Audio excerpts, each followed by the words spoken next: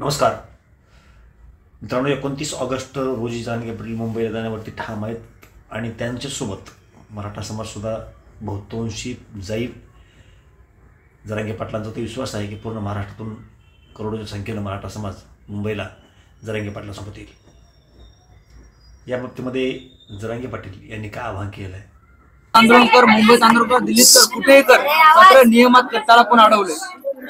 तुला कोणी विचारलं का? तू आम्हाला शिकवायची गरज आहे का?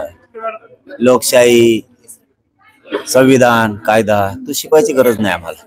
कारण इतक्या नासक्या माणसाकडून आम्हाला नियम शिकायची गरज नाही. ज्यांनी जाती जातीतला माणूसच ठेवला नाही. जाती जातीत माणसं गुन्हेगोविंदाने नांदत होते, ते एका जागेवर ठेवले नाही. सगळ्यात मोठा विघातक माणूस ज्यांनी समाजामध्ये तेढ निर्माण केला ते छगन भुजबळ. त्याच्यावरती मी काही बोललो होतो का? त्याला काही बोलायची गरज आहे का? तो प्रत्येक वेळेस ओबीसीचा ठेका घेतला म्हणतो, ओबीसीच वाटोळ करतो. आज मराठ्यांच्या आणि ओबीसीत माणसात माणूस जर ठेवलं नसेल तर छगन भुजबळने ठेवला नाही. तो आम्हाला नेम शिकवू नको. आमचं सगळं नेमात चालू आहे. मुंबईला आम्ही नेमात जाणार आहेत, जालन्यात पण आमचं नेमातच आहे. कुठे गेलो तरी आम्ही नियम आणि लोकशाही आणि कायदा सोडून करत नाही. तू आम्हाला शिकवायची गरज नाही. तू माणसात माणूस ठेवला नाही ओबीसीचा, याचं पाप तो ह्या डोक्यावर आहे आणि याचं तुला फळ भोगावं लागणार आहे. कारण तो गोरगरीब ओबीसी, गोरगरीब मराठा माणसात माणूस न ठेवला.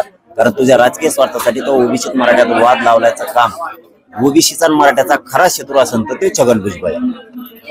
ओबीसी आरक्षणासाठी तुम्ही ठाम आहात, मात्र छगन भुजबळ ओबीसी आरक्षणाला धक्का लागू द्या. अरे घेतलं, धक्का लागून देत. तू काय धक्का नाही लागून देत? घेतलं आम्ही. आमचं हक्काचं आहे, हक्काचं आहे. नोंदी आहेत, गॅजेट आमचे हक्काचे आहेत. तिन्ही पण आम्ही घेतलंय. मराठा आणि कुणबी 58 लाख नोंदीचा अहवाल सिद्ध झालंय, त्यामुळे आम्ही घेतलंय.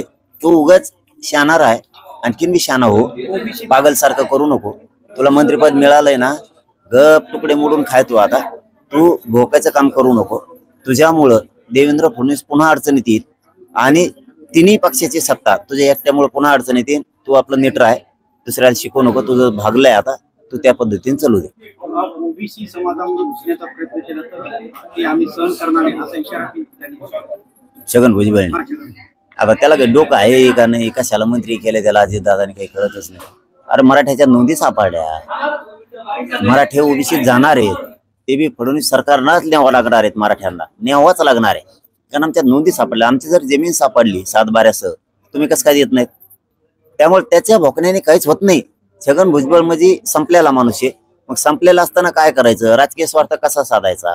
तर मग तो मराठ्यात आणि ओबीसीत माणूसात माणूस ठेवायचा नाही, वाद लावायचं, हे त्याचं काम आहे. आणि सगळ्या ओबीसीने ओळखलंय.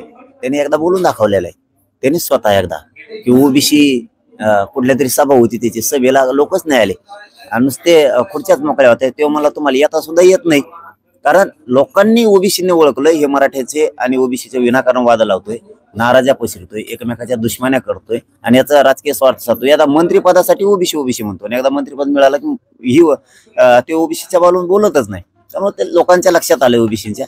ओबीसी आणि मराठा गावखेड्यात एक राहणारे माझं नांदेड नगरीतून महाराष्ट्रातल्या मराठ्याला आव्हान आहे. ओबीसी मराठ्यात यांनी या 4-5 जणांनी ज्यांनी ठेका घेतलाय देवेंद्र फडणवीसांचं ऐकून, ह्या भुजबळ यांचं ऐकून ओबीसी मराठ्यात अजिबात वाद करायचा नाही. आपण दोघांनी एकमेकाच्या अंगावर जायचं नाही. ओबीसी बांधवांनाही सांगतो, तुम्ही विरोध केला तरी आम्ही आरक्षणात जाणार आहेत, नाही केला तरी जाणार आहेत. त्याचं कारण आमच्या नोंदी आहेत आणि आमच्या लेकराबाळाचं वाटोळं व्हावं असं एकाही ओबीसीला वाटत नाही.